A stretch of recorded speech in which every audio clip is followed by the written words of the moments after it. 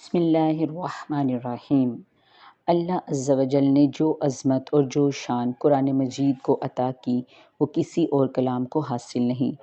قرآن کریم اللہ کی واضح دلیل اور اس کا نازل کیا ہوا نور ہے۔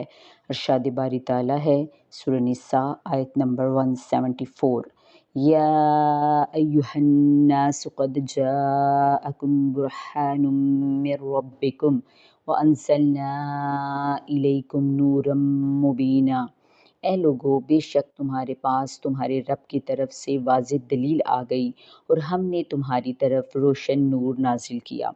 تمام جن و انس مل کر ایک دوسرے کی مدد کر کے بھی قرآن عظیم جیسا کلام نہیں پیش کر سکتے۔ قرآن پاک مسلمانوں کے لیے ہدایت، رحمت، بشارت، نصیحت اور شفا ہے۔ ارشاد باری تعالیٰ ہے سورہ النحل آیت نمبر 89 میں، وَهُدًى وَرَحْمَةً وَبُشْرَىٰ لِلْمُسْلِمِينَ، اور مسلمانوں کے لیے ہدایت، رحمت اور بشارت ہے۔ الغرض یہ بہت ہی برکت والی کتاب ہے، اس لیے سب مسلمانوں کو چاہیے کہ اس کی پیروی کریں اور پرہیزگار بن جائیں تاکہ اللہ عز و جل ان پر رحم کرے۔